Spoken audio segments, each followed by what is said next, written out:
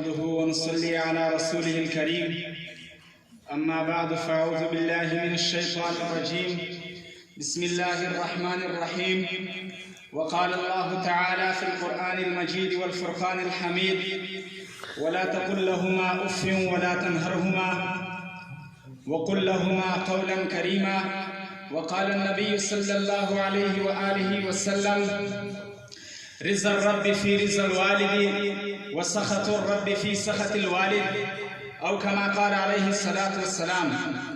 والدین وہ عظیم ہستی ہے جن کے بارے میں قرآن پاک میں اللہ رب العزت نے فرمایا ولا تقل لهما اف ولا تنهرهما وقل لهما قولا كريما۔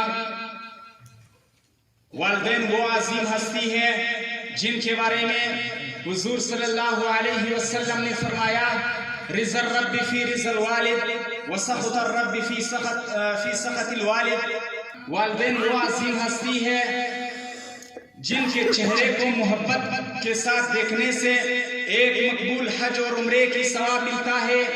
والدین وہ عظیم ہستی ہے جن کی عظمت اور رفعت شان بتانے کے لیے حضور اکرم صلی اللہ علیہ وسلم فرماتے ہیں کہ اگر میں دوران نماز ہوتا اور میری والدہ مجھے پکارتی تعال یا محمد، تو میں نماز کو قطع کر دیتا اور اپنے والدہ کو جواب دیتا لبیک یا امی، اے میری اماں جان میں حاضر ہوں۔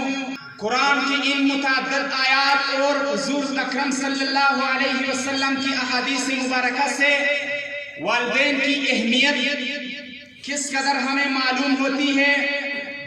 ان کو پیش نظر رکھتے ہوئے ہم اپنی زندگی میں نظر دوڑائے کہ ہم نے والدین کی کس قدر عزت کی ہے، ان کے باتوں کو کس قدر مانا ہے، کس قدر ان کا احترام کیا ہے۔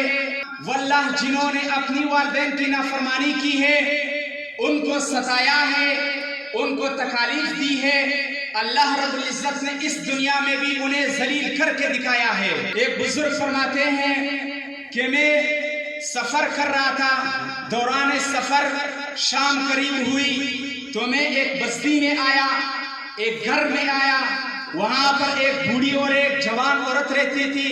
میں نے ان سے کہا کہ رات گزارنے کے لیے اگر جگہ میسر ہو، تو انہوں نے فرمایا کہ رات گزارنے کے لیے جگہ تو میسر ہے پر کھانے کو کچھ نہیں۔ تو میں نے ان سے کہا کہ آپ لوگ کیسے گزارا کرتے ہو؟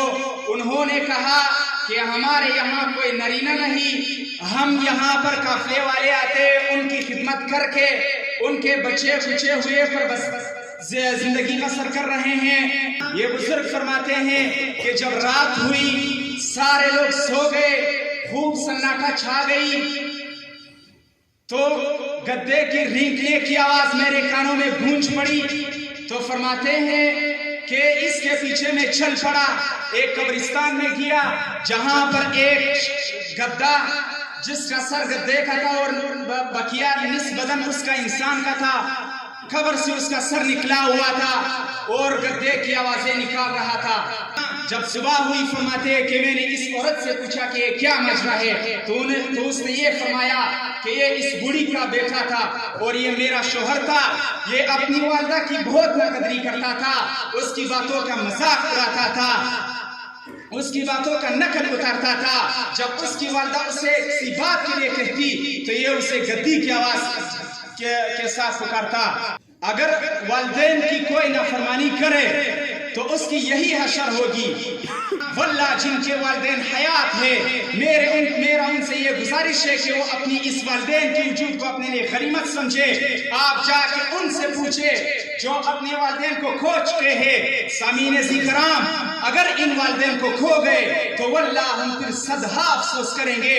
ایسے لوگوں کے واقعات دیکھے بھی ہیں، سنے بھی ہیں، پڑھے بھی ہیں۔ سامعین کرام فرماتے ہیں کہ ایک شخص اپنے والد سے ناراض ہوا، اسی ناراضگی کی حالت میں اس کے والد کا انتقال ہوا تو وہ شخص ہمیشہ پریشان رہتا تھا۔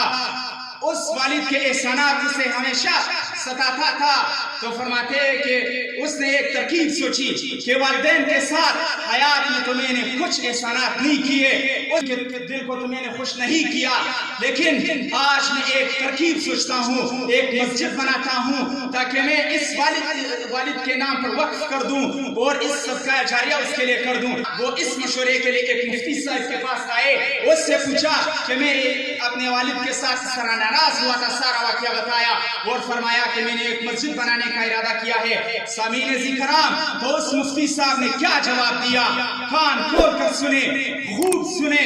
उस मुफ्ती साहब ने फरमाया कि आप काबे को तो बर्बाद कर गए, मस्जिद के आबाद करने का अब क्या फायदा है। वाखिर दावाना अल्हम्दुलिल्लाहि रब्बिल आलमीन।